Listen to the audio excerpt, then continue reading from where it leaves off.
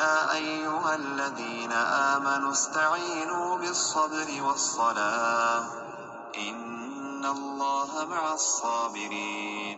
سوى عامل لما بعد الموت والعاجز من أتبع نفسه هواها وتمنى على الله الأماني. يسولج كسولج بمول بلطنا بلهو راسون كأسات ياداننا لموت وحالا لالبت ሀገር ስንቅ የያዘ ሰው ነው። አሁን በእኛ ጊዜ ደግሞ ማን ነው ብልጥ ሰው? ብዙ የመሬት ካርታ ያለው የሚከራይ ቤት ያለው አካውንቱ ብዙ ብር ያለው ሰው ነው ብልጥ አይደለም። አሁን እኛ ማዘኛው እሱ ነው። ምናልባት መስጊድ ደግሞ የሚመጣ ሰው እንደሞኝ ሊናይም ይችላል። ያው ከኢማናችን ሁኔታ ማለት ነው። ይሄ የሚያመለክተው ምንድን ነው? አሁን ይሄ የምንኖርበት ዓለም እጅግ በጣም አታላይ ነው። በጣም የመጨረሻ አታላይ የሆነ ዓለም ቢኖር ዱንያ ነው። ከአንድ አንቢያ ቀውም የነበረች አንድ ሴት አንድ ልጅ ቀብር ላይ ስታለቅስ ያ አንቢያ መጥቶ ሰብር አድርጊ ሲላት ምን አለችው? እንዴት ሰብር አደርጋለሁ? ልጄ እኮ በህፃንነት ምንም ሳያውቅ ነው የሞተው። ገና እድሜው እኮ 350 ዓመት ነው አለችው። በኋላ ተገረመ። እሱ ምን አላት? ወደፊት የሚመጡ እኮ ሰዎች አሉ፣ አንቺ ሰብር አድርጊ። በዱንያ የሚኖሩት 60 እና 70 ዓመት ነው ሲላት የሚበሉበት ጊዜ አላቸው ወይ አለች። 70 ዓመት ነው የሚኖሩት? የሚበሉበት ጊዜ አላቸው እንዴ? ከ70 ዓመታቸው ወላሂ አለቻች ሴት። እኔ እነሱም ቢሆን ሁለት አይደለም በአንድ ሲቪል ላይ ነበር መጨረሻው ግሜናል ለ60 ዓመት ብዬ ከአላህ ጋር ለምን አጣላለሁ ብላ አለች። አንድ አንቢያ ታሪክ ነው። አሁን ለማለት የፈለኩት ነገር ምንድነው? የሰው ልጅ በዱንያ በሚኖርበት ሰዓት በጣም የሚታለለው ምንድነው? ወንድሙን እየቀበረ እኔ አልሞትም ይላል። ሰው ልጅ በጣም ከድንጋይ ሁሉ የደረሰ ያ የሞተው ሰው ሞኝ የሆነ የሞተ ነው አድርጎ የሚገምተው ሰውየው። እሱ ብልጥ ስለሆነ በህይወት ያለ አድርጎ ራሱን የሚገምተው ያ ነገር በጣም ያጠቃዋል። ለሰው ልጅ ከመካሪ በሙሉ ትልቁ መካሪ ምንድነው? ሞት ነው። እንደ ሞት መካሪ የለም። ስንት ጀግና፣ ስንት ሀብታም፣ ስንት ባለስልጣን፣ ስንት ጉልበተኛ ሞት የለም። እኛም ደግሞ ወደ ቀብር ለመግባት ሰልፍ ይዘን ቆመናል። አሁን ከ30 ደቂቃ በኋላ ከ40 ደቂቃ ሁልጊዜ በእያንዳንዱ ማይክሮ ሰከንድ መለከል ሞት በዓለም ዙሪያ እየዞረ ሰው ይወስዳል የተጻፈበት። እኛም ከዛ ውስጥ አንዱ ነው። ታዲያ ይሄ ነገር ያለበት ሰው ምንድን ነው ማድረግ ያለበት? ስንቅ የግድ መያዝ አለበት። ያንን ቀን ነው አላህ ፍሩት ያለው። በጣም አስፈሪ ነው ወላሂ። እንደሱ የሚያስፈራ ነገር የለም። የሚወዱን ሰዎች የሚቀብሩን ሰዎች እኮ እኔ አንዳንድ ጊዜ ቀብር ሲሄድ የሚገርመኝ ነገር ሰው ከተቀበረ በኋላ ማንም ወደ ቀብሩ የሚዞር የለም። ለመዞር አይዞርም እንኳን ስለኛ ሊያሰብ ዞር ብሎ አያዩትም። በቃ ተቀበረ። እንደውም አንዳንድ ጊዜ ሰዎች አረ ፀሐይ ነው ቶሎ ቶሎ ቅበሩ ይላል። አንዳንዱ ደግሞ ጫት ቤት ይደውላል። ጫት የሚቀመጥለት አለ ቀሪው ነው አይደለም። ምግብ ቤት ይደውላል። 4 ነን ስንመጣ 5 ምግብ አዘጋጅ። ቀብር ጓደኛውን እየቀበረ ሁላችንም የምናደርገው እንዴ? ይሄ ምንድነው?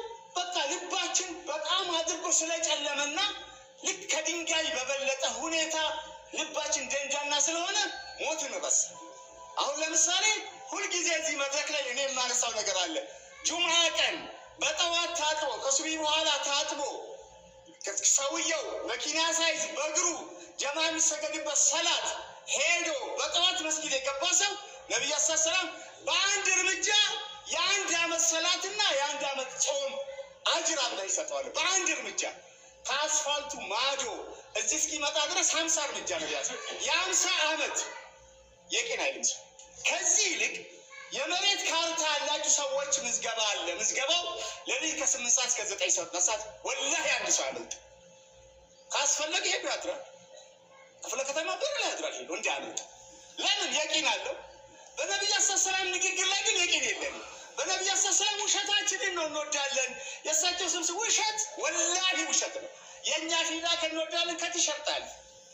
ነቢዩ ሰላም የምንወዱ የሚወዱ ሰሃባዎችማ ሰሃባዎቹ በጁምዓ ቀን እኮ መስጊድ የሚሄዱት እኮ ሳይነጋ ነበረ። ለምን? ነብዩ ተነግረዋል። ሰደቀ ረሱሉላህ ሰለላሁ ዐለይሂ ወሰለም። ነብዩ አንድ ነገር ካሏቸው አሉ ነው በቃ። ምንም ጥርቅ አላህ እንዲህ ብሏል ከተባሉ አላህ ብሏል ነው። ወዲያው ወደ ስራ ነው የሚገቡ። ለመጨረሻ አንድ ታሪክ ነግራቸው አቆማለሁ። በዑመር ኢብኑ ኸጣብ ጊዜ ዑመር ችሎት ላይ ያለ አንድ ሰው መጣ። በሁለት ልጆች ተይዞ እየጎተቱ አመጡት። በኋላ ምን ሆናችሁ ነው? ይሄ ሰውዬ አባታችንን ገሏል፣ ልንከሰው ነው የመጣን፣ ባላገር ነው። ዑመር እሺ ልቀቁታልና አድርገዋል። አዎ ገድየዋለሁ። ወደ እርሻዬ ግመል ይዞ ሲገባ አትግባ ስለው አራቢ ነው፣ ባላገር ነው። ዝም ብሎ ገባ። ድንጋይ አንስቼ ጭንቅላት መጥቼ ገደልኩታል።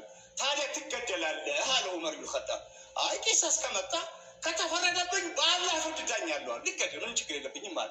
ግን አለው ዑመር 3 ቀን ጊዜ ስጠኝ፣ ድንገት ነው ያመጡኝ፣ ህፃን ልጅና ሚስት አለኝ፣ ለእነሱ ምግብ አዘጋጅቼ ልምጣና ልገደላለሁ አለ። እኔ ችግር የለብኝም አለ።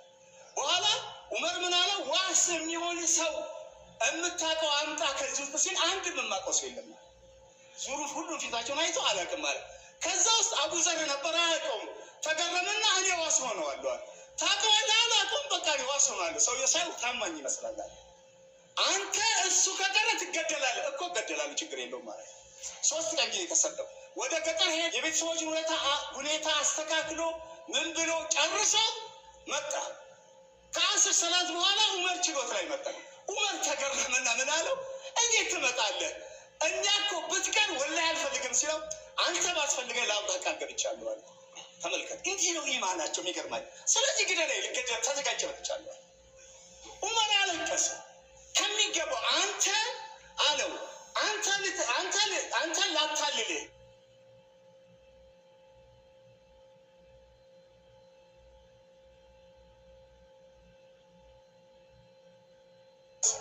ወነዛ ከሳሾቹን ጠሩና በጣም ወር እያለቀሰ አዩትና ይህን ሰውዬ አውፍ በሉት አላቸው። እሺ አውፍ ብለነዋል። እንዲህ ነው ኢማናቸው። ለመሞት አላህ ሱብሓነሁ ወተዓላ የገደለ ይገደል ብሎ ልገደል ብሎ ነው የሚመጡት። እኛ ምንም እኮ የተጠየቅም ነገር የለም። ምንም ሁልጊዜ ማማረር፣ ይኸው እንበላለን፣ እንጠጣለን፣ በምቾት በድሎት ውስጥ እየኖር ሁልጊዜ እንዳለቀስን ስራ የለም እንደዚህ ሆኖ በዚህ አንድ ቀን አላህን አልሐምዱሊላህ ለማለት እንኳን ፈቃደኛ አይደለም። ሁልጊዜ ይህ ክፉ የሆነ መጥፎ ባህሪና ዋጋ የሚያስከፍለን ነገር ነው።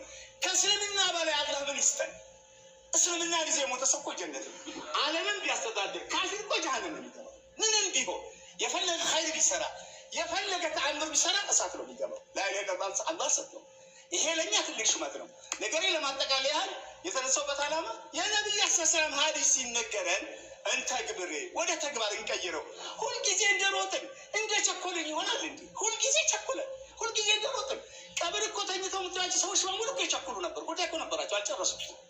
የሚጨርስ አትታለሉ። ወላሂ ዱኒያ ላይ ጉዳይ ጨርሶ በቃ ብሎ የሚሄድ ሰው እንደሮጠ እንደደከመ ወደ አኸራ ይሄዳል። አንዳንድ ሰው ሲናገር እዚህ ሱቅ እኔ ብቻዬን እንደ ታሪክ የሚናገረው 40 ዓመት ነግጃለሁ ይላል። ልክ መስጊድ እንደገባ ሰው በዚህና ሲያወራ ማለት ነው። አሁንም እየነገደ ነው 40 ዓመት ማለት ነው። በህይወት ግን ጁማ በስንት ሰዓት መስጊድ ገብታልና ሁልጊዜ 6 ተኩል ነው ለ40 ዓመት የገባው ሰው። ምክንያቱም የቂን የለውም በጁማ አላኩል ያህል። አሁን ለማጠቃለል ያህል የምለው መስጊድ ጁማ ቀን አላሁ ስብሓነሁ ወተዓላ ኢነ ሚን የውሚል ጁሙዓ ሰዓ፣ ነቢዩ ሰለም በጁማ ቀን ሰዓት አለ፣ ምንም ነገር ጠይቃችሁት አላህ እምቢ የማይልበት ሰዓት አለ። እንግዲህ በአላህ የሚያምን ሰው ማለት ነው። ምን እንሆናለን? 2 ሰዓት 3 ሰዓት ቀድመን ጋኖትም እኮ ካፌ እኮ ቁጭ ብለን ኳስ እያየን ማለ አይን እያወራን በሀሜት እኮ ቢያልፍ ሰዓት ጁማ ቀን ሲተነስተን ሱቅም ለሰራተኛ ሰተን አስፈላጊ ከሆነም ዘግተን ባንፈልገውም እኮ ነገ ይዘጋል። ስንሞት እኮ ይዘጋል። ከዚያ የእኛ ቤተሰቦች ምን ይላሉ? ዛሬ ቀብር ስለሆነ አንከፍትም ይላሉ። ለምን እንከፍታለን ማለት እኮ ነው። ሰውየው ስለሞተ ቀብረኑ መተን እንከፍታለን ይለጠፋል። እዛው አንተ ራስህ ሱቅ ላይ አንተው ንግድ ፍቃድ ላይ ነው የሚለጠፉልህ። በቃ ይሄ ነው ሰው ማለት። ስለዚህ አሁን አደራ እምላችሁ እስቲ ጁማ በህይወታችን 50 ጁማ 100 ጁማ 400 500 ጁማ ሰግደናል። የገባኑ 6 ሰዓት ቀሩ። የገባኑ 6 ሰዓት ለምን? በነብዩ ንግግር የቂን ስለሌለን። ነብዩ ሰለላሁ ንግግር እምነት ቢኖረን የሰው ልጅ እኮ ብልጥ ነው። በቃ ሀታ ቅድም እንደነገርኳችሁ ክፍለ ከተማ የመሬት ጉዳይ ምዝገባ አለ ቢባል ሰውየው እውር ከሆነ አካፍልሃለሁ ምራኝ ይለዋል። ሰውየው አካተሻ እጀ እግሩ ተቆረጠ ቢሆን እዘለኝና ግማሽ ሰጥሃለሁ ና ይለዋል። የት ክፍለ ከተማ? ለምን? መሬት እንዲያመልጠው ለምዝገባ ማለት ነው። ጀነትን ነው የምንወርሰው። ቀብራችን ጀነት እንዲሆን ከፈለግን፣ ህይወታችን እንዲስተካከል ከፈለግን ኢማን ያሰው ኢማን የሌለው ሰው በቁሙ ተንቀሳቃሽ ጀናዛ ነው። ሁልጊዜ እንዳበደ ነው። በሬዲዮ አንድ ነገር በተነገረ ቁጥር ሲጦዝ ይውላል። ቀድሞ አላህ ስንት ነገር ተናግረን ፍራለን።